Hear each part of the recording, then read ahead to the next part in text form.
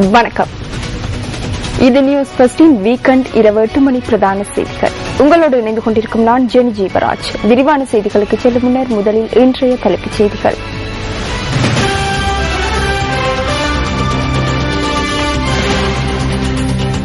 ஒப்பந்தத்தில் கைச்சாத்திட மறுக்கும் கிரிக்கெட் வீரர்கள் தேசிய அணியிலிருந்து நீக்கப்படும் சாத்தியம். கொழும்பில் உள்ள இரு பாடசாலைகளுக்கு இடையிலான கிரிக்கெட் போட்டிகளின் போது மோதல். 2000 வருடங்கள் பழமை வாய்ந்த இந்து சமய ஏடுகளின் பிரதிகள் இந்தியாவிலிருந்து கொழும்புக்கு. கடல் எல்லைக்குள் அத்துமீறி பிரவேசித்த 16 இந்திய மீனவர்கள் கைது. புதுக்குடியிருப்பு மற்றும் கரைத்துறைப்பட்ட பிரதேச சபைகளுக்கான தேர்தல் நடைபெறும் வரை புதிய அரசியல் கட்சிகளை பதிவு செய்ய முடியாது, தேர்தல் செயலகம் அறிவிப்பு.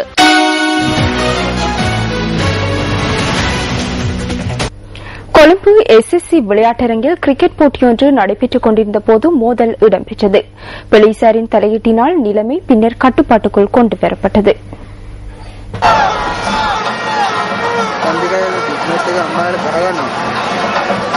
கொழும்பில் உள்ள 2 பிரபல பாடசாலைகளுக்கு இடையிலான வருடாந்த கிரிக்கெட் போட்டியின் இறுதிக்கட்டத்தில் இந்த மோதல் ஏற்பட்டிருந்தது. போட்டி நடைபெற்றுக் கொண்டிருக்கையில் ரசிகர்கள் சிலர் திடீரென மைதானத்துக்குள் பிரவேசித்ததாக எமது செய்தியாளர் தெரிவித்தார். மத்திய தரப்பின் ரசிகர்களும் மைதானத்துக்குள் பிரவேசித்ததன் காரணமாக போட்டியை தற்காலிகமாக இடைநிறுத்துவதற்கு நடுவர்கள் தீர்மானித்தனர்.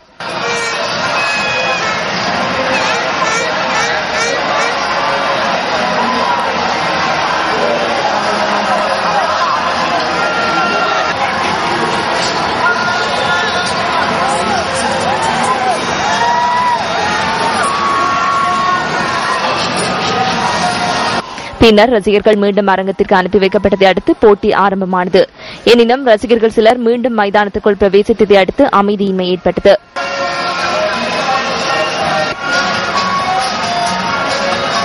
நிலைமையை கட்டுப்பாட்டிற்குள் கொண்டு வருவதற்காக கண்ணீர் புகை பிரயோகம் மேற்கொள்ள நேரிட்டதாக போலீஸ் ஊடக பேச்சாளர் போலீஸ் அத்தியட்சகர் புத்திக ஸ்ரீவர்தன தெரிவித்தார்.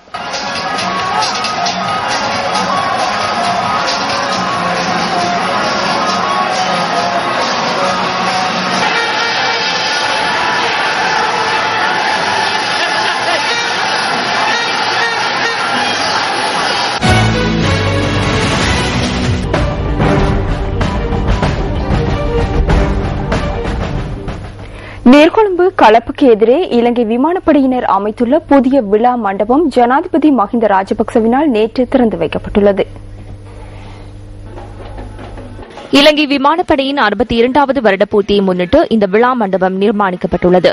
இந்த நிகழ்ச்சியில் முப்படை தளபதிகளும் பாதுகாப்பு செயலாளர் உட்பட பலர் கலந்து கொண்டனர்.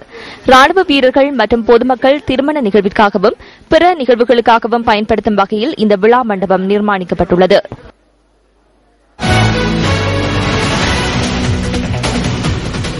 ஆழ்கடல் மீன்பிடி அதிகளவில் மேற்கொள்ளப்படும் மாவட்டங்களில் அம்பாறை மாவட்டமும் ஒன்று. ஆனால் இங்குள்ள மீனவர்கள் பல்வேறு சிரமங்களுக்கு மத்தியில் தமது தொழிலை முன்னெடுத்து வருகின்றனர். இந்த போட்டியாட்டம் எங்களுக்கு இல்லாததால இந்த பகுதி மக்கள் நாங்க இந்த தொழிலை செய்யறதுக்கு மிச்சம் கஷ்டப்படுறோம். அது பெருமா வராதான்னு சந்தேகம். கல்முனை, சாய்ந்தமருது, மாளிகைக்காடு போன்ற பிரதேசங்களில் ஆழ்கடல் மீன்பிடியில் ஈடுபடும் மீனவரே அவர். இவரை போன்ற மீனவர்களின் உழைப்பிலேயே சுமார் 2000 வரையான குடும்பங்கள் தமது ஜீவியத்தை கொண்டு நடத்துகின்றனர்.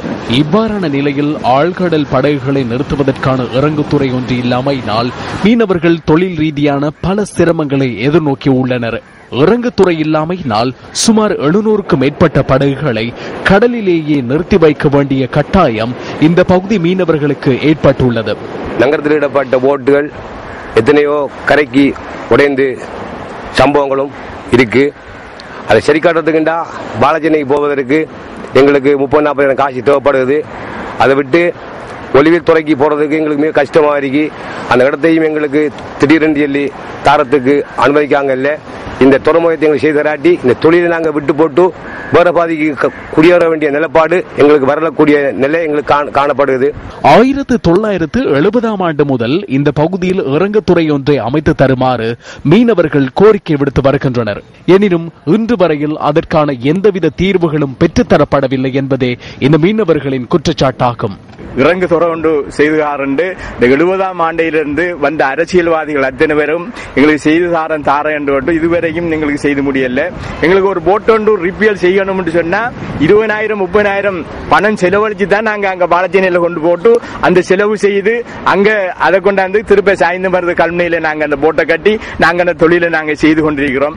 மேலும் கரையில் ஆழ்கடல் மீன்பிடி படகுகளை நிறுத்தி வைப்பதனால் கரைவலை மீன்பிடி பாதிக்கப்படுவதாகவும் மீனவர்கள் சுட்டிக்காட்டுகின்றனர். போட் இருக்கிறதாலே எங்களுக்கு கரைவலை போட இல்லாம இருக்கிறது, வளைஞ்சா வளர்கிறது, ஒரு வளைஞ்சிருக்கிற போட்டு ஒன்றும் தொழிற்சி பெரிய கரிதா இருக்கு எங்களுக்கு. இந்த மீனவர்களின் கோரிக்கைகள் இன்று வரையில் செவிடன் காதில் ஊதிய சங்காக மாறியுள்ள நிலையில் இனியாவது தீர்வுகள் வழங்கப்படுமா?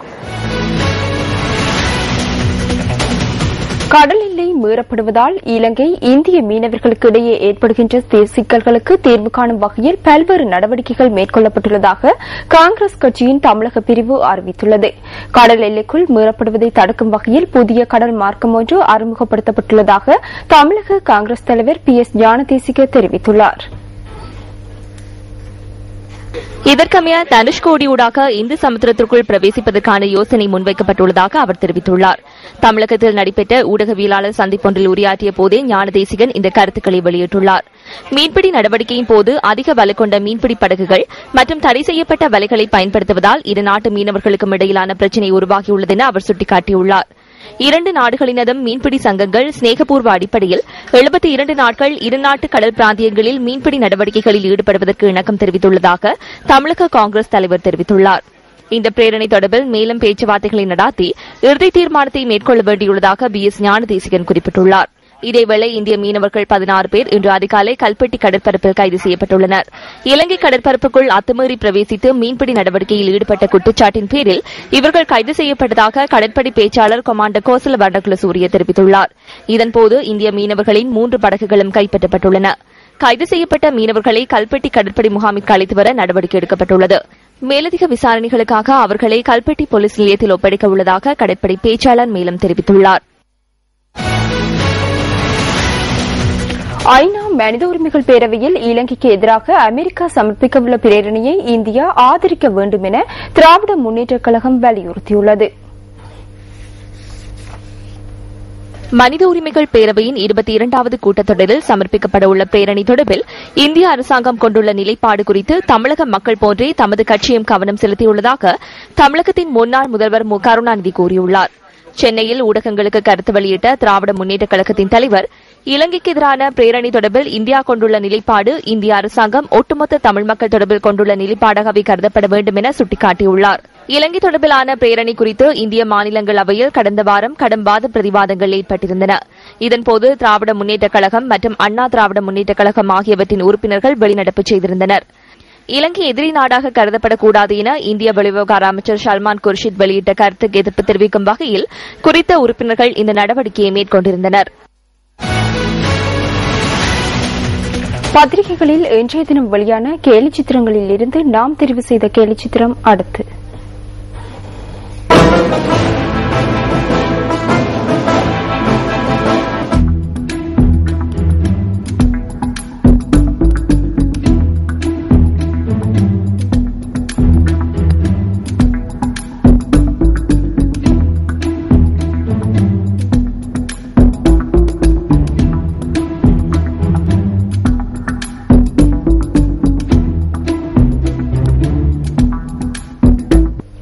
புத்தளம் நகரசபையின் ஊழியர் மீது தாக்குதல் நடத்தப்பட்ட சம்பவம் தொடர்பாக கைது செய்யப்பட்ட நகரசபை உறுப்பினரும் மற்றும் ஒருவரும் பிணையில் விடுவிக்கப்பட்டுள்ளனர். இந்த சந்தேக நபர்கள் புத்தளம் பதில் நீதவான் முன்னிலையில் ஆஜர்படுத்தப்பட்ட போதே பிணை வழங்கப்பட்டுள்ளது. தலா 25,000 ரூபாய் சரீர பிணையில் 2 சந்தேக நபர்களை விடுவிக்க நீதவான் உத்தரவு பிறப்பித்துள்ளார். புத்தளம் வாராந்த பொதுச்சந்தையை நடத்துவது தொடர்பில் ஏற்பட்ட தகராறு காரணமாக இந்த தாக்குதல் சம்பவம் இடம்பெற்றுள்ளதாக போலீசார் தெரிவித்தனர். சந்தேக நபரான நகரசபை உறுப்பினரும் மற்ற சந்தேக நபரும் இன்று போலீசாரால் கைது செய்யப்பட்டிருந்தனர். தாக்குதலுக்கு இலக்கானதாக கூறப்படும் நகரசபையின் ஊழியர் புத்தளம் வைத்தியசாலையில் அனுமதிக்கப்பட்டு சிகிச்சைகள் நிறைவடைந்த நிலையில் இன்று மாலை வீடு திரும்பியுள்ளார்.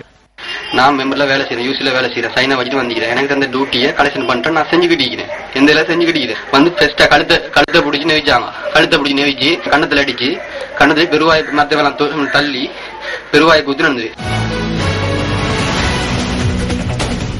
2000 ஆண்டு பழமை வாய்ந்த இந்து சமய ஏடுகளின் பிரதிகளை அகில இலங்கை இந்து மாமன்றத்திடம் கையளிக்கும் நிகழ்வு கொழும்பில் இன்று நடைபெற்றது. பிரெஞ்சு அரசாங்கத்தினால் நீண்ட காலமாக பாதுகாக்கப்பட்டு பாண்டிச்சேரி பல்கலைக்கழகத்தில் வைக்கப்பட்டுள்ள ஏடுகளை எதிர்கால சந்ததியினருக்காக கணனிமயப்படுத்தும் அரும்பணியை அமெரிக்காவின் ஹவாய் ஆதீனம் மேற்கொண்டிருந்தது.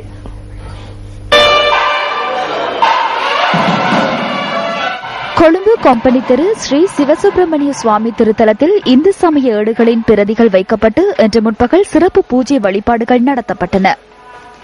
இந்துக்களின் அருஞ்சொத்துக்களான 2000 ஆண்டு பழமை வாய்ந்த ஏடுகளின் பிரதிகள் மங்கள வாத்தியம் முழங்க ஆலய உள்வீதி வலமாக எடுத்துச் செல்லப்பட்டன.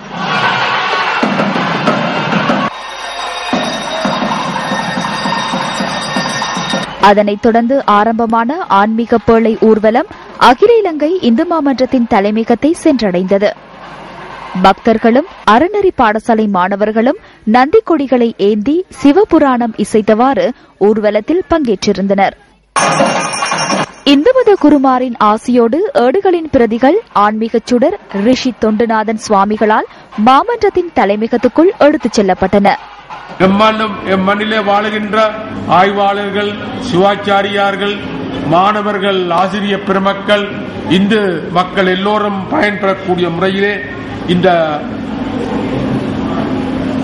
காற்றை என்று சொல்லப்படுகின்ற வன்தகடு இங்கேயும் யாழ்ப்பாணத்திலே இருக்கின்ற அகில இலங்கை இந்து மாமன்ற பணிமனையிலும் பாதுகாக்கப்பட்டு பேணப்படும். அதன் பிரதிகளை நீங்கள் பெற்று அந்த ஆராய்ச்சியில் ஈடுபடலாம். அண்மையிலே கூட ஒரு அரிய ஒரு செய்தியை நான் அறிந்து மிகவும் மகிழ்ச்சி அடைந்தேன். ஆனால் இன்னும் ஒரு செய்தியை கேட்டு கவலைப்பட்டேன். எங்களுடைய கொழும்பு பல்கலைக்கழகத்திலே இந்து நாகரிக இடம் இப்பொழுது செயற்படவில்லை என்று சொல்லி, அது நான் சரியாக கேள்விப்பட்டேனோ தெரியவில்லை. ஆனால் அந்த தகவலை கேட்கும் பொழுது கவலையாக இருந்தது. ஆனால் கலிபோர்னியாவிலே, அமெரிக்காவில் கலிபோர்னியா மாநிலத்திலே இந்து சமய கல்விக்காக அண்மையிலே ஒரு பீடம் திறக்கப்பட்டுள்ளது. அது உண்மையிலேயே பெருமை அளிக்கின்றது. விலை மதிக்க முடியாத ஆகம பிரதியை கொண்ட பேழையை இந்து மாமன்றத்தின் முக்கியஸ்தர்கள் பொறுப்பேற்றனர். இந்த நிகழ்வில் அகில இலங்கை இந்து மாமன்றம், இந்து குருமார் அமைப்பு, கொழும்பு சைவ முன்னேற்ற சங்கம் ஆகிய அமைப்புகளின் முக்கியஸ்தர்கள் உள்ளிட்ட பலர் பங்கேற்றிருந்தனர்.